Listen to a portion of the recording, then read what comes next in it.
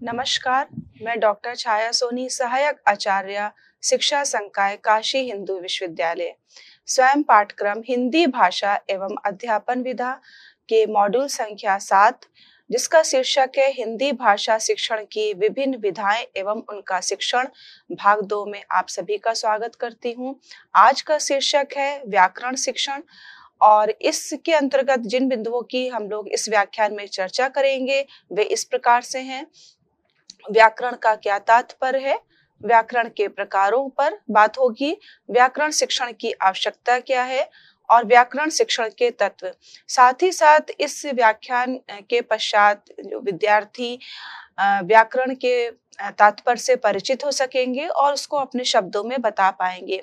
व्याकरण के कितने प्रकार होते हैं उन प्रकारों से परिचित होंगे और उसको क्रमशः बता पाएंगे। और हमारे जीवन में या भाषा के संदर्भ में जब हम लिखित और मौखिक रूप से संप्रेषण स्थापित करते हैं तो वहां पर व्याकरण शिक्षण की आवश्यकता से भी वो परिचित होंगे और किस प्रकार से व्याकरण के नियमों का प्रयोग हम लोग अपने संप्रेषण में करते हैं इसको वो भली प्रकार बता सकेंगे। साथ ही व्याकरण के क्या तत्व हैं इससे परिचित होंगे कि ध्वनि, इकाई या अक्षर की जो बात करते हैं वो किस प्रकार से एक व्याकरणिक संरचना के मुख्य आधार होते हैं और साथ ही साथ व्याकरण शिक्षण के क्या तत्व हैं उनको भी वो विद्यार्थी बहुत अच्छी तरीके से बता पाएंगे। तो सर्वप्रथम बात करते हैं व्याकरण की व्युत्पत्ति की और उसके शाब्दिक अर्थ की। भाषा मनुष्य की सामाजिक चेतना का सर्वाधिक सशक्त माध्यम है। यह केवल संप्रेषण का साधन ही नहीं अपितु विचारों, भावनाओं और संस्कृति के संवहन का आधार भी है। परंतु जब भाषा को उसके पूर्ण सौंदर्य, शुद्धता और सार्थकता के साथ अभिव्यक्त करना हो तब उसमें अनुशासन की आवश्यकता होती है और ये अनुशासन प्रदान करता है व्याकरण। अर्थात व्याकरण वह अवलंब है जिसके बिना भाषा का स्वरूप अस्थिर, अस्पष्ट और उच्छृंखलित हो जाता है। इसी कारण भाषा शास्त्र में ये माना जाता है कि व्याकरण भाषा की आत्मा है। अर्थात ये स्पष्ट है कि अगर हमें व्याकरण का ज्ञान नहीं होगा तो जो भाषा के तत्व हैं उनसे हम परिचित नहीं हो पाएंगे और जो भाषा को सुंदरता प्रदान कर रहा है, शुद्धता की जब बात कर रहे हैं या सार्थकता की जब बात कर रहे हैं और सार्थक तरीके से, सौंदर्य तरीके से अपनी बात को अभिव्यक्त करने की बात कर रहे हैं तो उसमें व्याकरण की भूमिका प्रमुख हो जाती है। व्याकरण शब्द संस्कृत के कृ धातु जिसका तात्पर्य है करना से व्युत्पन्न है। इसमें 2 उपसर्ग जुड़े हुए हैं। वि का तात्पर्य है विशेष रूप से और अ का तात्पर्य है संपूर्णता के साथ, अर्थात उस पर ल्यूट प्रत्यय लगता है। अर्थात व्युत्पत्ति सूत्र इसका है वि धन आ धन क्री धातु धन ल्यूट व्याकरण। पाणिनि अष्टाध्यायी के अनुसार शाब्दिक अर्थ जो है व्याक्रियन्ते व्युत्पादन्ते शब्दा अनेन इति व्याकरणम, अर्थात जिसके द्वारा शब्दों की उत्पत्ति, व्युत्पत्ति, प्रयोग और विवेचना की जाती है वो व्याकरण कहलाता है। अर्थात व्याकरण में वो शास्त्र है जहां पर हम जो शब्दों की उत्पत्ति किस प्रकार से हो रही है, ध्वनि की उत्पत्ति किस प्रकार से हो रही है या उसकी विवेचना हम करते हैं और उसके विभिन्न आधारों की जब हम बात करते हैं तो वो व्याकरण कहलाता है। भारतीय परंपरा में व्याकरण का क्या स्वरूप है? भारतीय ज्ञान परंपरा में व्याकरण को अत्यधिक महत्व दिया गया है। इसे वेदांग कहा गया है, अर्थात वेद का अंग, जो वेदों को समझने के लिए अनिवार्य 6 अंगों में से एक है। पाणिनि, पतंजलि, भट्टोजी, दीक्षित जैसे महान आचार्य ने संस्कृत भाषा के स्वरूप को समझाने और स्थायित्व देने हेतु व्याकरण शास्त्र की रचना की है। ये वेद को समझने का भी एक प्रमुख आधार है और इसी कारण से इसको 6 अंगों में से एक माना गया है। पाणिनि का अष्टाध्यायी, पतंजलि का महाभाष्य और भट्टोजी दीक्षित का सिद्धांत कौमुदी ये केवल ग्रंथ नहीं अपितु भाषा के अनुशासन के महाग्रंथ हैं। आधुनिक भाषा विज्ञान में व्याकरण को डॉक्टर स्विट द्वारा grammar is the practical analysis of a language कहा गया। अर्थात ये भाषा का व्यवहारिक विश्लेषण है। जो व्याकरण है वो practical analysis of a language, जो भाषा है उसकी जब हम व्यवहारिक तरीके से उसका विश्लेषण करते हैं तो उसी को ही हम व्याकरण कहते हैं। हिंदी भाषा के महान व्याकरणविद आचार्य किशोरी दास वाजपेयी ने व्याकरण को शब्दानुशासन की संज्ञा दी है। शब्द के अनुशासन, जहां पर शब्दों की पूर्ण रूप से व्याख्या होती है, विवेचना होती है, उसकी बात कही है। एक ऐसा शास्त्र जो शब्दों को अनुशासित करता है, ना कि उनका निर्माण करता है। सीताराम चतुर्वेदी लिखते हैं कि यदि भाषा को रथ मान ले और भाव को रथी, तो व्याकरण उसका सारथी है जो उसे सही दिशा में नियंत्रित करता है। इस दृष्टिकोण से व्याकरण भाषा की नियमबद्धता, शुद्धता, संरचना और व्यवहारिकता का मार्गदर्शक तंत्र है। अर्थात जो सीताराम चतुर्वेदी का कहना है कि यदि हम भाषा को रथ मान लें और भाव को रथी, तो उस रथ को ले जाने के लिए जो सारथी है वो हमारा व्याकरण है, कि किस तरीके से शब्दों के उचित प्रयोग से और ध्वनि के उचित प्रयोग से, उचित उच्चारण स्थान के साथ हम अपने भावों की जो अभिव्यक्ति करते हैं नियम के अनुसार, और कैसे कहाँ पर कर्ता क्रिया की कहाँ पर नियत स्थान है, उस सब की जानकारी हमें व्याकरण से मिलती है। तो इस प्रकार से ये एक सुंदरता प्रदान करता है, सौंदर्य शास्त्र का एक प्रमुख अंग हो जाता है। व्याकरण के प्रकारों पर बात करते हैं तो पहला स्वरूप है, पहला प्रकार है स्वरूप के आधार पर, दूसरा उद्देश्यों के आधार पर, तीसरा काल के आधार पर और चौथा है अन्य दृष्टिकोण।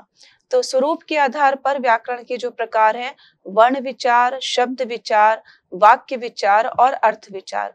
उद्देश्यों के आधार पर व्याकरण के प्रकार, शिक्षण व्याकरण, व्यवहारिक व्याकरण, मानक व्याकरण। काल के आधार पर व्याकरण के प्रकार, प्राचीन व्याकरण, आधुनिक व्याकरण। और जो अन्य दृष्टिकोण है उसके अनुसार जो व्याकरण के प्रकार है वो तुलनात्मक व्याकरण, ऐतिहासिक व्याकरण और रूपात्मक व्याकरण। इस प्रकार से व्याकरण के प्रकारों को 4 आधारों पर विभाजित किया गया है। पहला है स्वरूप के आधार पर व्याकरण के जो प्रकार हैं, उसमें पहला प्रकार आता है वर्ण विचार। जहां पर केवल वर्णों की बात होती है, उस पर विचार किया जाता है, वो आपका वर्ण विचार कहलाता है। यह व्याकरण का वह भाग है जो भाषा की ध्वनियों का अध्ययन करता है। इसमें ध्वनियों के उच्चारण, वर्गीकरण और उनके संयोजन के नियमों का विश्लेषण किया जाता है। अर्थात जो ध्वनियां हैं उनका उच्चारण कैसे हो रहा है, उनका वर्गीकरण कैसे हो रहा है, और जो संयोजन के नियम है, उसको मिलाने के जो नियम है, इसको यहाँ पर विश्लेषित किया जाता है। दूसरा है शब्द विचार। ये भाग शब्दों की संरचना, उनकी उत्पत्ति, रूपांतरण और व्युत्पत्ति का अध्ययन करता है। जो शब्द हैं उनकी संरचना कैसी हुई है, उनकी उत्पत्ति कहाँ से हो रही है और उसको हम कैसे रूपांतरित करते हैं, इन सब का अध्ययन करता है। इसमें संज्ञा, सर्वनाम, क्रिया आदि की रचना और उनके रूपों का विश्लेषण किया जाता है। वाक्य विचार, ये वाक्य निर्माण के नियमों का अध्ययन करता है। मतलब जहां पर वाक्य की बात हो रही है, वाक्यों की जब हम संरचना करते हैं या वाक्य गठन की बात करते हैं, तो कौन से ऐसे नियम है जहां पर इन नियमों को हम पालन करके वाक्यों का गठन करते हैं। अर्थात कह सकते हैं कि शब्दों के क्रम, उनके संबंध और वाक्य संरचना के जो नियम है उनका यहाँ पर विश्लेषण किया जाता है। अर्थ विचार, अर्थ विचार से तात्पर्य जहां पर शब्दों और वाक्यों के अर्थ का अध्ययन होता है। अभी तक क्या था, वाक्य में हम शब्दों का क्या क्रम होगा और उसके आधार पर जो वाक्य संरचना हो रही है उसको समझने का कार्य किया जाता है, उसको विश्लेषित करने का कार्य किया जाता है। जबकि अर्थ विचार जो है वहां पर शब्दों और वाक्यों के अर्थ का अध्ययन होता है। इसमें शब्दों के जो विभिन्न अर्थ हैं, उनके प्रयोग हैं और संदर्भ के अनुसार अर्थ में जो परिवर्तन होता है उसका यहाँ पर विश्लेषण किया जाता है। उद्देश्य के आधार पर व्याकरण के प्रकार, शिक्षण व्याकरण है। पहला प्रकार शिक्षण व्याकरण। ये व्याकरण शिक्षण के उद्देश्य से तैयार किया जाता है, जिसमें भाषा के नियमों को सरल और स्पष्ट रूप में प्रस्तुत किया जाता है ताकि विद्यार्थी उन्हें आसानी से समझ सकें। अर्थात व्याकरण शिक्षण के जो उद्देश्य हैं उनसे ये तैयार किया जाता है और जो भाषा के नियम हैं उनको सरल और स्पष्ट रूप से प्रस्तुत किया जाता है ताकि विद्यार्थी उन्हें समझ सकें। व्यवहारिक व्याकरण से तात्पर्य है कि जहाँ पर वास्तविक प्रयोग का वर्णन होता है, जहाँ पर व्याकरण जो है वो भाषा के वास्तविक, क्या उसका वास्तविक प्रयोग हो रहा है, इस वर्णन करता है। इसमें भाषा के प्रयोग में आने वाले नियमों और संरचनाओं का विश्लेषण किया था। जो भाषा है उसका जब हम प्रयोग करते हैं तो कौन से नियमों के आधार पर, क्या संरचना है, उसके आधार पर विश्लेषण किया जाता है। मानक व्याकरण, ये व्याकरण भाषा के शुद्ध और मानक रूप को निर्धारित करता है। जो भाषा का शुद्ध रूप है और मानक रूप है उसको निर्धारित करता है। इसमें ये बताया जाता है कि भाषा का प्रयोग कैसे होना चाहिए। अर्थात शिक्षण व्याकरण, जहाँ पर व्याकरण शिक्षण के उद्देश्यों के आधार पर तैयार होता है। व्यवहारिक व्याकरण, जहाँ पर वास्तविक प्रयोग की बात आती है।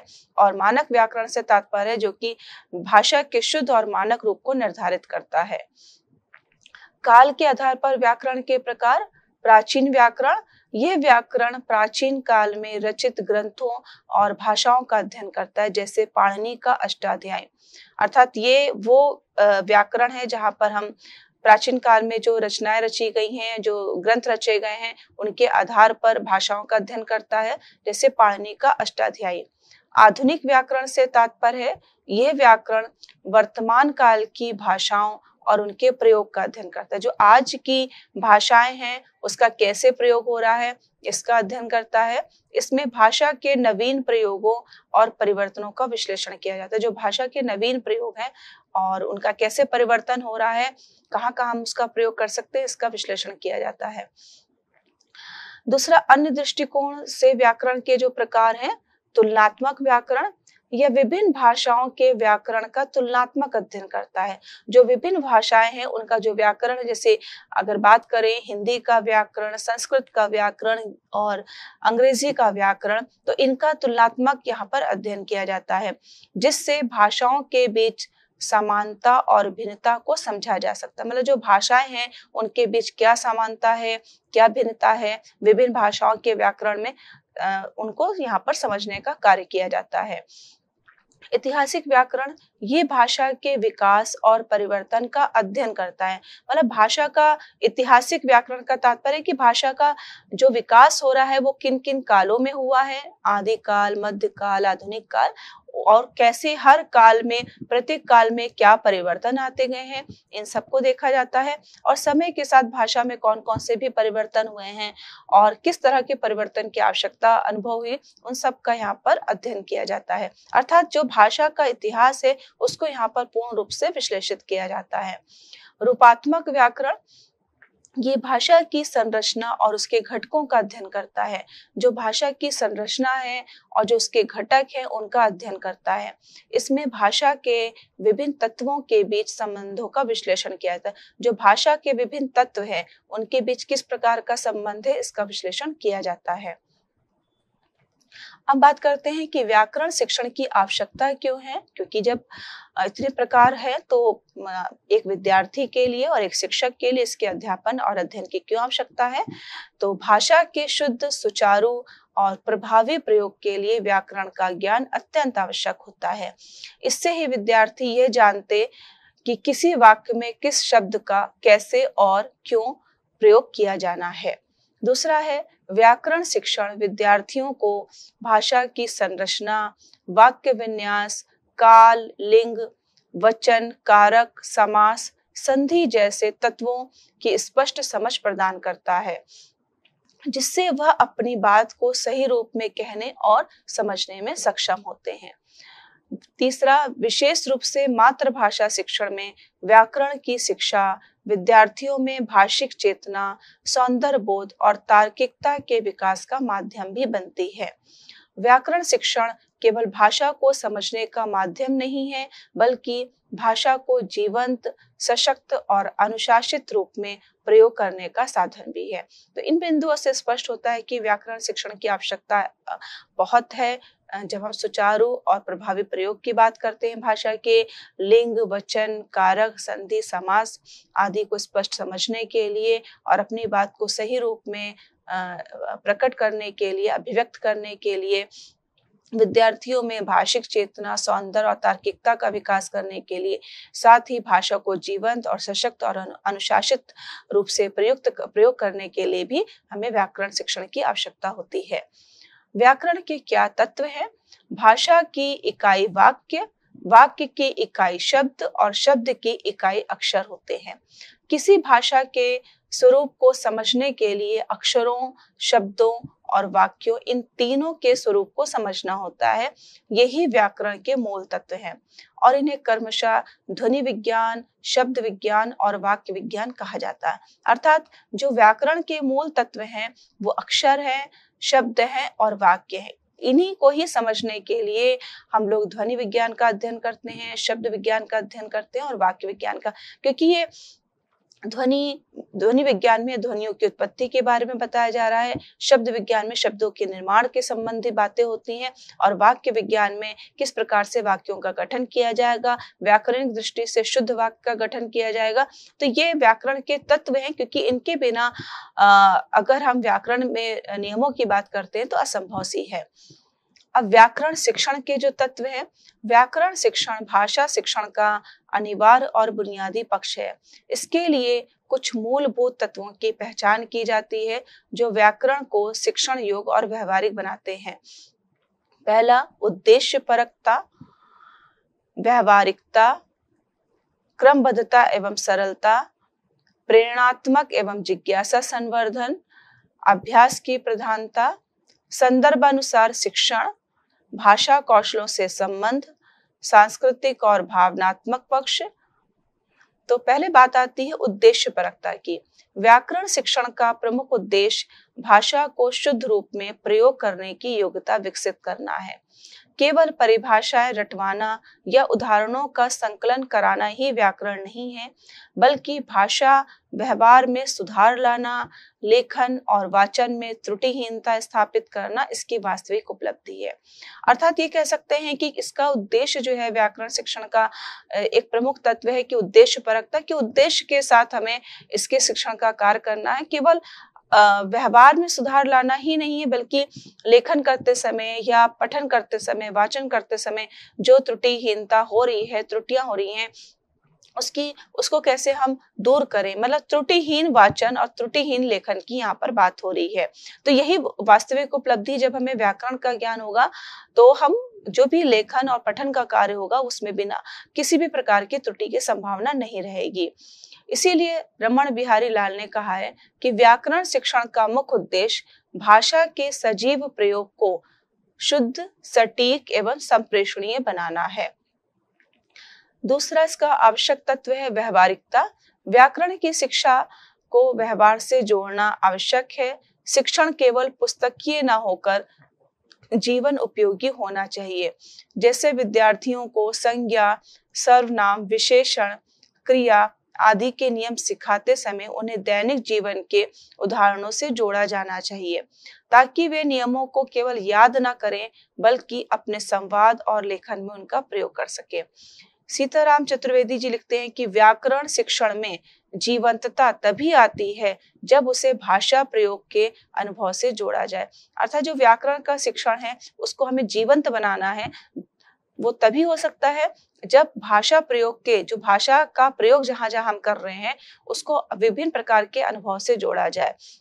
अर्थात व्यवहारिकता से जोड़ना अति आवश्यक हो जाता है। क्रमबद्धता एवं सरलता। व्याकरण शिक्षण में विषयों को सरल, क्रमबद्ध और बाल मन के अनुसार प्रस्तुत किया जाना चाहिए। प्राथमिक स्तर पर नाम, क्रिया, वचन, लिंग जैसे सरल विषयों से शुरुआत हो और फिर संधि, समास, वाक्यांश आदि जैसे जटिल विषयों की ओर बढ़ा जाए।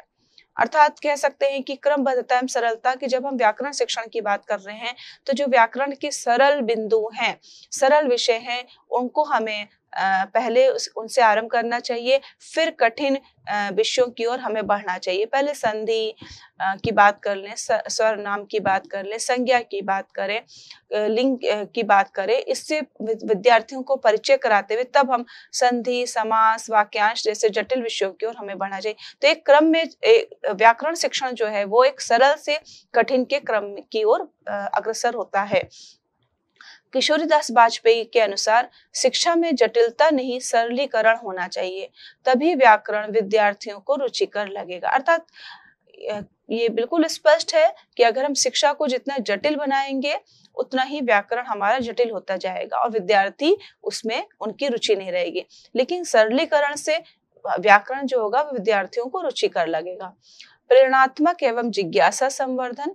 अच्छे व्याकरण शिक्षण से विद्यार्थियों में भाषा को समझने की जिज्ञासा उत्पन्न होनी चाहिए। शिक्षक को चाहिए कि वह उदाहरणों, कहावतों और श्लोकों और विद्यार्थियों के दैनिक अनुभव से विषय को प्रेरणादायक बनाए। अर्थात विभिन्न प्रकार के उदाहरणों का प्रयोग करें, कहावतों का प्रयोग करें, श्लोकों का करें और जो दैनिक अनुभव हैं उनसे अपने विषय को प्रेरणादायक बनाए। उदाहरण के लिए राम स्कूल गया और राम स्कूल गई, इन दोनों में लिंग के आधार पर क्रिया का परिवर्तन समझना और इससे व्याकरण का नियम जीवंत हो जाता है। अर्थात गया और गई दोनों में लिंग के आधार पर परिवर्तन हो गया कि जिससे कि क्रिया का परिवर्तन हो गया है।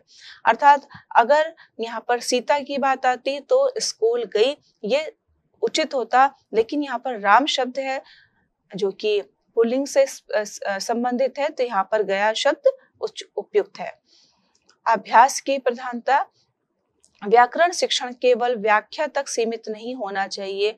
प्रत्येक नियम के बाद पर्याप्त अभ्यास, पुनरावृत्ति और त्रुटियों के सुधार की प्रक्रिया जरूरी होती है। अर्थात केवल अभ्यास तो कराना ही कराना है, व्याख्या करनी ही करानी है, लेकिन हमें पर्याप्त अभ्यास भी करना है, पुनरावृत्ति भी करनी है और त्रुटियों को सुधारने की प्रक्रिया अनवरत चलती रहनी चाहिए। एनसीईआरटी के निर्देशों में भी अभ्यास को व्याकरण शिक्षण का अनिवार्य तत्व माना गया है। संदर्भ अनुसार शिक्षण। आधुनिक शिक्षा पद्धतियों में व्याकरण को अलग से ना पढ़ाकर भाषा शिक्षण की प्रक्रिया में समाहित कर पढ़ाने का चलन बढ़ा है।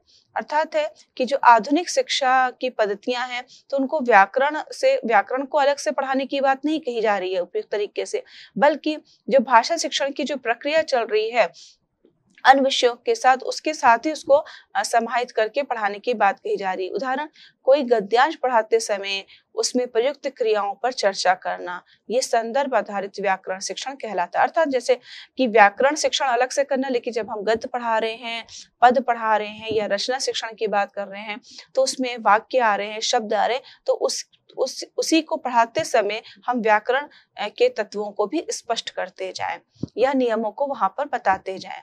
भाषा कौशलों से संबंध। व्याकरण का शिक्षण सुनने, बोलने, पढ़ने और लिखने चारों भाषा कौशलों से समन्वित हो।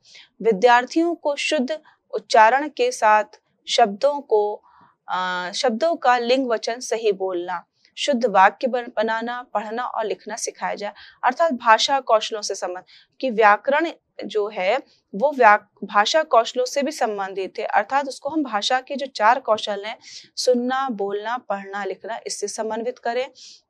विद्यार्थियों को उच्चारण के साथ जो हम शब्दों का उच्चारण कर रहे हैं तो उसके साथ शब्दों का लिंग वचन सही बोलना और शुद्ध वाक्य बनाना या पढ़ना या लिखना भी सिखाया जाना चाहिए। व्याकरण शिक्षण के अन्य कुछ तत्व जो है, सांस्कृतिक और भावनात्मक पक्ष भी एक प्रमुख तत्व है।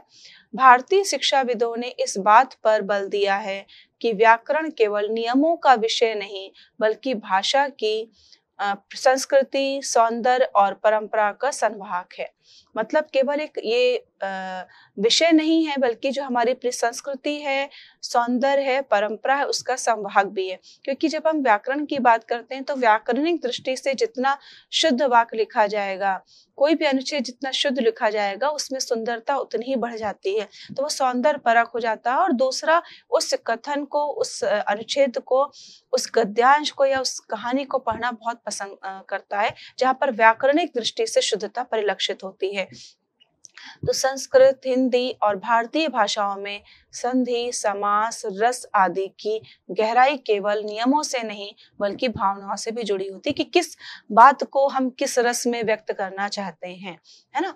तो अगर करुण भाव है तो करुण रस, वीरता की बात कर रहे हैं तो वीर रस। तो इस प्रकार से जो सुंदरता होती है कहानी की या कविता की वो स्वयं से ही परिलक्षित हो जाती है।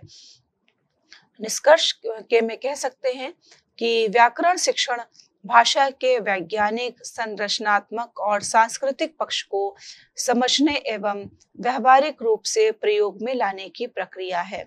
व्याकरण के माध्यम से विद्यार्थी भाषा की ध्वन्यात्मकता, वर्तनी, शब्द रचना, वाक्य विन्यास और अर्थ की शुद्धता को समझते हैं। यह शिक्षण उन्हें केवल भाषा में दक्ष नहीं बनाता, बल्कि शुद्ध विचार, अभिव्यक्ति के लिए सजग और उत्तरदायी भी बनाता है। व्याकरण के प्रकारों जैसे वर्ण विचार, शब्द विचार, वाक्य विचार, शिक्षण व्याकरण, मानक और व्यवहारिक व्याकरण के विविध पहलुओं की गहन समझ विकसित की जाती है। व्याकरण शब्दों और वाक्यों का पूर्ण ज्ञान ही विद्यार्थियों के लिए व्यवहारिक पहलू के साथ ही व्याकरण शिक्षण के तत्व जैसे उद्देश्यपरकता, संदर्भ आधारित शिक्षण और अभ्यास की प्रधानता विद्यार्थियों को भाषा में कौशल और आत्मविश्वास भी प्रदान करते हैं। अतः स्पष्ट है शिक्षण की आत्मा है जो विद्यार्थियों को भाषा की मूलभूत सृजनशील और जागरूक नागरिक बनने की ओर अग्रसर करता है। अर्थात इस व्याख्यान में व्याकरण क्या होता है इसकी बात कही है कि व्याकरण जो है सुचारू रूप से नियमबद्ध तरीके से जब हम कोई रचना करते हैं, नियमों का पालन करते हैं, तो वो व्याकरण से संबंधित रहता है। व्याकरण के क्या तत्व हैं और व्याकरण शिक्षण के पर हम लोगों ने बात करी है, तो और साथ ही कि हम उन तत्वों को जब उन तत्वों के पर शिक्षण कार्य करते हैं, तो विधि के द्वारा भी छेद रचना का कार्य वो व्याकरण दृष्टि से शुद्ध होता है। प्रकार से इस व्याकरण से संबंधित विभिन्न पहलुओं पर चर्चा करी गई। आशा है व्याकरण के लिए लाभान्वित हुआ। धन्यवाद।